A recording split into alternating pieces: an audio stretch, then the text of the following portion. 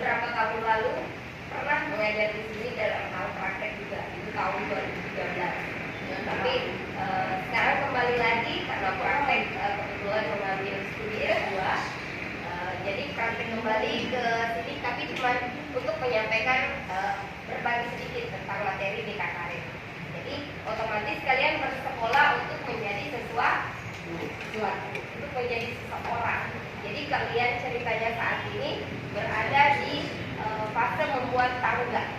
Jadi setiap orang punya cita-cita dan impian. Ibu tanya itu semua punya mimpi? Punya. Semua punya cita-cita? Punya. Yang membedakan orang yang punya cita-cita dengan tidak punya cita-cita itu nanti akan kita bahas. Jadi untuk hari ini kita bahas materinya pertimbangan rencana karir masa depan.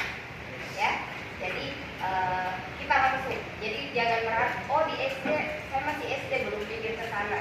Saya masih SMP perjalanan masih panjang saya belum pikir ke sana. Tidak seperti itu ya. Jadi segala sesuatunya harus ada pertimbangannya. Jadi ketika kita memiliki arah dengan tidak memiliki arah akan berbeda sampainya kan. Ketika kalian mau ke Mall Panakukang tapi lewatnya ke Adipura, otomatis tidak ketemu Mall Panakukang kan? Karena ke bawah, ketemunya Emtok. Tapi ketika kamu tahu arah, kalau saya lewat sini lurus terus belok kiri, tidak sampai 5 menit sudah sampai di Mall Panakukang, iya kan? Ya. Jadi memiliki pertimbangan karir itu sama halnya dengan kita memiliki arah bagaimana kita lebih cepat sampai ke pencapaian karir masa depan kita. Jadi sampai di sini itu tujuan materi kita pada hari ini, bisa dipahami? Ya. Oke, terima kasih. Jadi sebelumnya mungkin tadi agak fokus dengan tadarusan ya.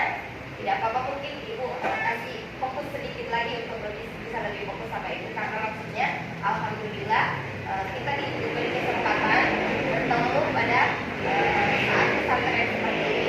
Jadi bisa berdiri semua dulu, bisa berdiri karena tadi sudah Ibu lihat sudah banyak yang menguap-menguap. Karena kalau ketemu Al-Quran itu pasti banyak yang tiba-tiba mengantuk, tapi begitu ketemu Mobile Legends yang tiba-tiba melek, ya kan? Jadi kita ya coba tangannya di atas seperti ini. Jadi ikuti Ibu ya, ketika Ibu menyebutkan indranya, berarti yang dipegang indra yang disebutkan ya, paham? Oke. 1, 2, 3. La ini mata. Jadi kita dicontoh ya, berarti mata kita pakai mata, telinga, mulut ya, mata, telinga, mulut. Bisa? Bisa. Oke. 1, 2, 3. La ini mata, ini hidung, ini telinga. Ada yang fokus? Lebih banyak yang tidak fokus. Kita coba laki-laki dulu ya. Kita coba laki-laki dulu. 1, 2, 3. La ini mata. Oke, ini hidung, ini telinga. La ini mata, ini hidung, ini telinga. Tepuk tangan. Konsentrasinya cepat. Kita coba yang perempuan. 1, 2, 3. La ini mata, ini hidung, ini telinga. Belum fokus. Kita ulang lagi ya. La ini mata, ini hidung, ini telinga. La ini mulut, ini hidung, ini telinga. Once again, masih ada yang belum fokus di sini. Di sini sudah fokus dulu. Kita mulai ya. La ini mata, ini hidung, ini telinga. Oke, tepuk tangan. Jadi fokus ya. Baik, jadi silakan dulu.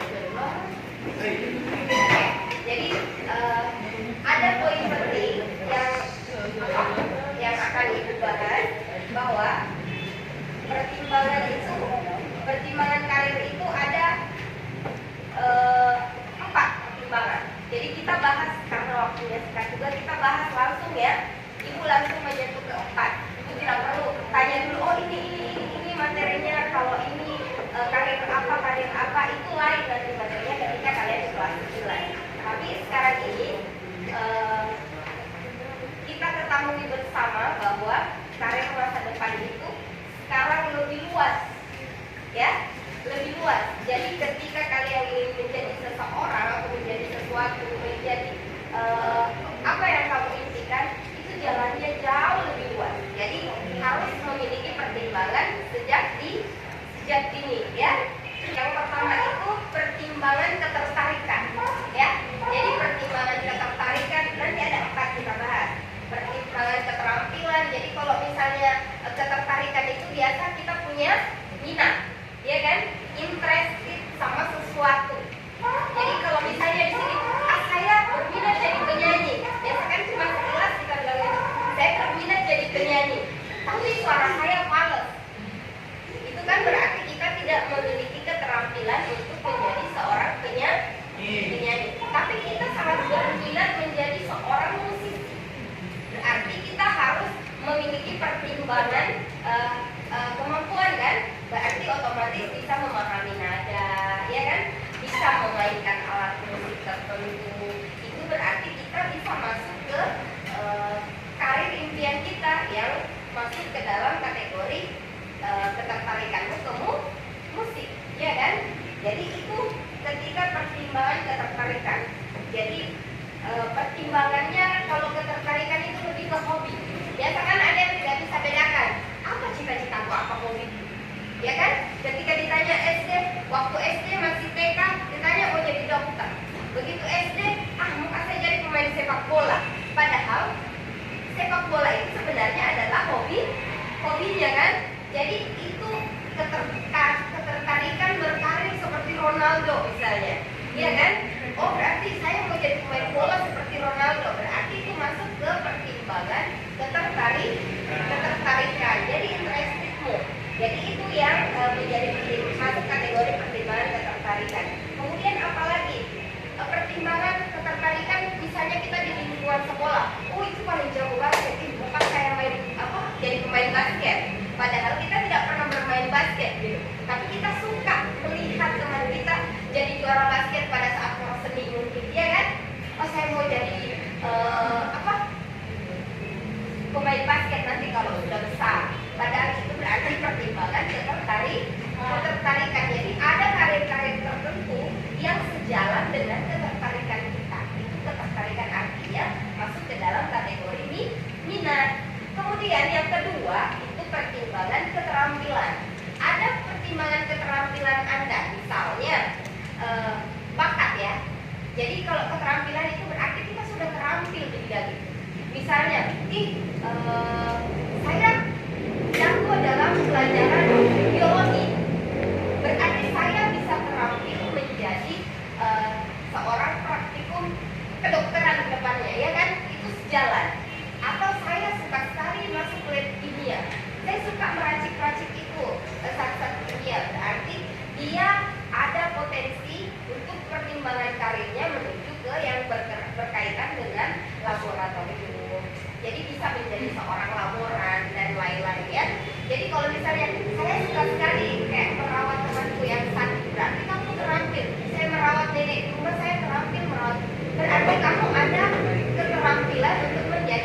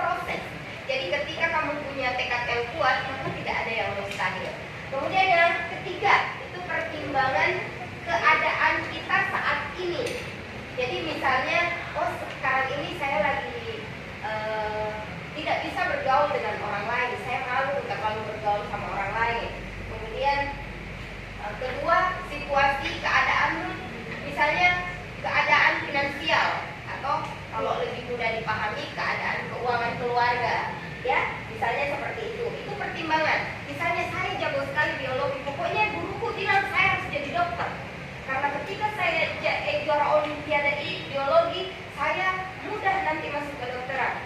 Itu keadaan saat itu. Tapi keadaan keluarga tidak memungkinkan. Misalnya dalam tanda kutip orang tua tidak mampu, ya kan? Berarti itu keadaanmu saat itu. Berarti kamu punya pertimbangan keadaanmu tidak memungkinkan kamu menjadi seorang dokter. Berarti apa yang memungkinkan saya saat ini menjadi apa? Misalnya ada orang yang biasa, oh saya mau jadi dokter, tapi ternyata dia juga punya bakat lain. Jadi ada opsi cadangannya. Jadi yang muda-muda, saya bisa jadi guru biologi, ya kan? Saya kedepannya bisa jadi dosen. Kalau jadi mendaftar di jurusan keguruan, orang tua saya mampu. Tapi kalau kedokteran tidak mampu, berarti saya lari ke keguruan, kemudian nanti saya bisa bersekolah sendiri sampai menjadi dosen. Ya, jadi itu arahnya. Berarti sesuai keadaan kita. Jadi seperti itu. Jadi itu nanti akan jadi pertimbangan. Kemudian yang berikutnya melakukan riset lebih banyak. Jadi kalau misalnya pertimbangan keadaan kita itu kita harus, biasa kan ada orang belum tahu saya mau jadi apa. Banyak gitu kan? Ketika ditanya cita-cita, belum jelas saya mau jadi apa, ikuti saja nanti. Jangan seperti itu. Itu sama halnya kamu keluar, pamit sama orang tua, mau keluar malam minggu, tapi putar-putar dia tidak tahu arahnya kemana.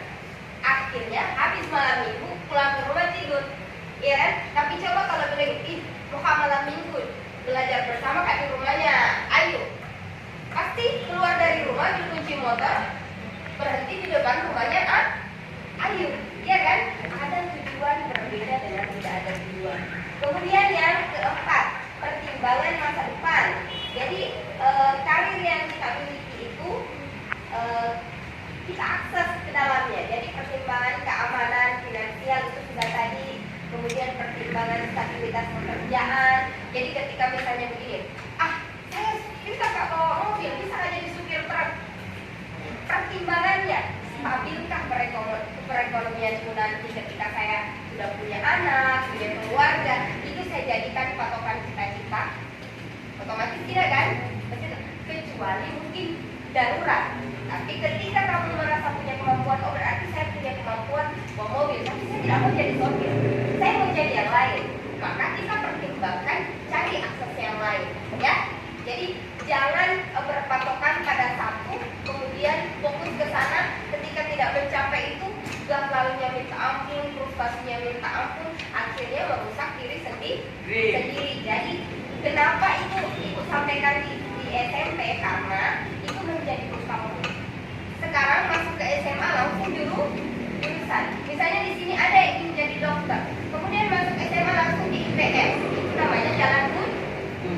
Sudah jalan buntu yang kamu pilih sayang. Jadi kenapa itu menjadi sangat penting kita sampaikan di SD mungkin kita harus memiliki impian, tapi di SMP adalah tempat kalian memantapkan kemana kalian akan jalan. Karena kalian lagi membuat tangga. Kapan tangga itu terputus atau kapan gedung yang ingin kamu daki ada di ujung kanan, cita-citamu ada di ujung, tapi kamu bikin tangga di ujung kiri, otomatis itu juga tidak tepat, ya. Meskipun tangganya itu juga sama-sama menuju ke atas, tapi akan berbeda tujuannya, ya. Jadi seperti yang tadi yang paling lazim itu, saya ingin jadi seorang perawat, tapi begitu lulus SMP ikut temannya yang banyak mendaftar, saya mau daftar SMK, ambil TKJ. Kan itu sudah jalan lain kan? Berarti saya mau jadi perawat, tapi langsung ke tata busana. Itu menemui jalan buntu yang kita buat sendiri. Karena apa? Karena kita tidak memiliki pertimbangan sejak dini. Ya, itu kenapa hari ini saya berbagi 4 pertimbangan tersebut yang paling sangat lazim terjadi kesalahannya ketika sekarang kalian melihat banyak fenomena yang mengatakan tidak sekolah sukses kerja, ya kan? Itu adalah fenomena yang tidak betul. Karena pendidikan adalah bentengmu, modalmu ketika kamu memiliki pegangan arah. Kecuali kamu menganggap sekolah itu hanya sebagai rutinitas, maka kamu tidak akan menemui jalanmu. Tapi ketika kamu menganggap sekolah adalah on process, on the way sukses, maka kamu akan cari jalanmu. Saya arahnya, pertimbangannya ada 4 tadi. Saya mau ambil pertimbangannya di mana? Ketertarikan saya. Pokoknya saya akan tidak setengah hati ketika saya menjadi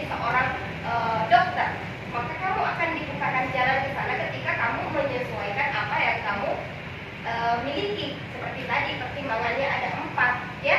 Ada pertimbangan apa? Pertama, ketertarikan, kemudian pertimbangan keterampilan, kemudian pertimbangan keadaan pada saat itu, dan pertimbangan untuk mengakses hal yang lain. Ya, jadi jangan berfokus pada pada satu pusaran saja, tapi fokus saya memiliki hal yang lain yang bisa saya lakukan. Jadi tidak ada ketentuan ketika kita misalnya, pokoknya saya harus jadi dokter, cita-citanya itu sama dengan cita-citaku. Kenapa dia bisa, saya tidak bisa? Kan namanya di jalan bisa jadi kita tidak lulus, bisa jadi kita ada ketidakmampuan ekonomi. Itu kan kita bisa membuat jalan yang lain yang bisa kita gunakan 4 pertimbangan tadi. Jadi sama-sama menemukan jalan. Ketika yang satu tidak bisa kita jalani, maka bukalah sendiri jalan yang lain menggunakan 4 pertimbangan ini. Ya, jadi dipahami sebenarnya ada isian untuk materi, tapi kan tidak bawa ini ya, tidak bawa terus LCD-nya juga terpakai bawa tadi ini.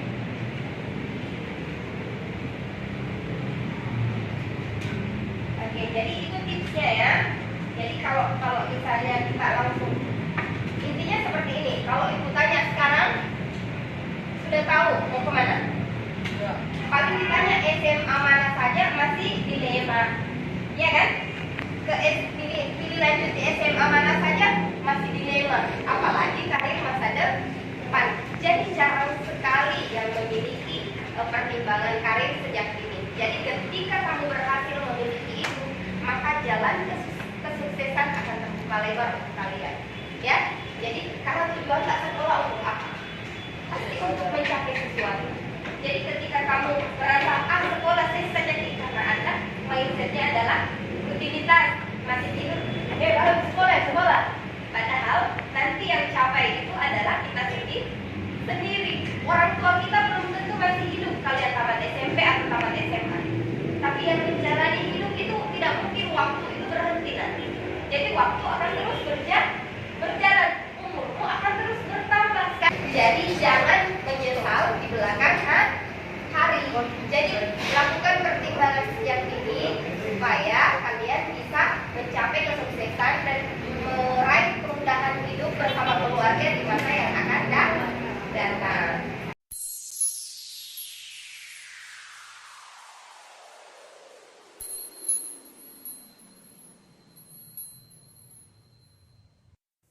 Young people here are doing their degrees.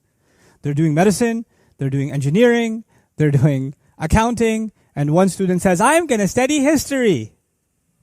And their parents say, what? What are you going to do with history? Well, who's going to give you a job? Where are you going to go to work? Where are you going to get employed? History doesn't pay the bills. Don't study history. So we took our smartest kids, our smartest men and women, and we made them doctors. We made them engineers. We made them programmers. We made them architects.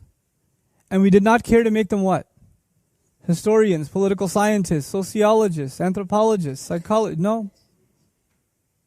And you know what? As a nation, we decided an entire generation of people should just be workers. We're just workers. I mean, a doctor, with all due respect to doctors, is skilled labor. It's labor. You're a laborer. You're specialized, but you're still laboring. And that architect is still a laborer, a work in a specialized field. Who's doing the thinking on behalf of this ummah? Who's thinking on behalf of this ummah? Who's restoring our identity as an ummah? The best of our minds are not being used because they're too busy doing other things.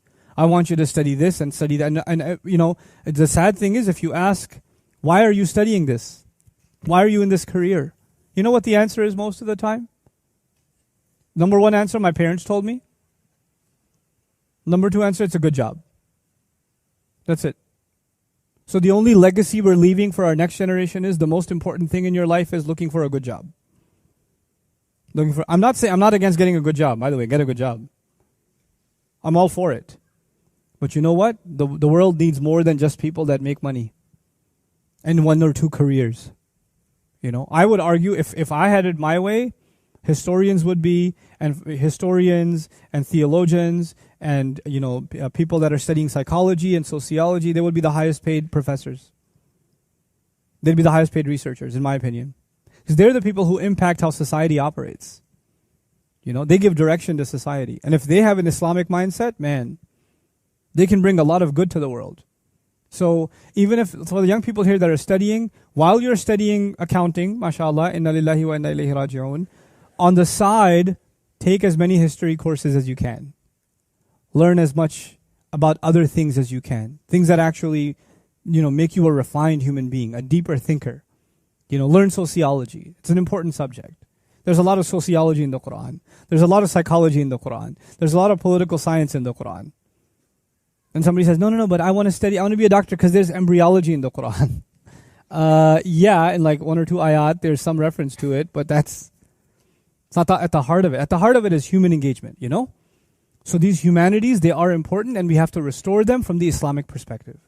This is a critical thing, and of course, history is at the center of that.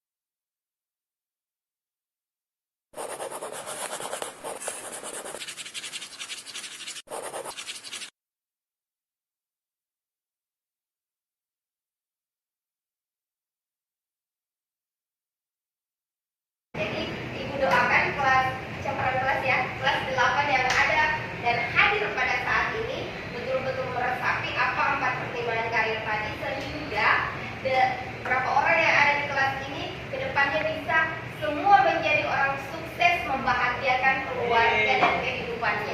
Amin ya. Amin ya rabbal alamin. Karena ketika kalian sudah sukses, itu alhamdulillahnya luar biasa. Ya.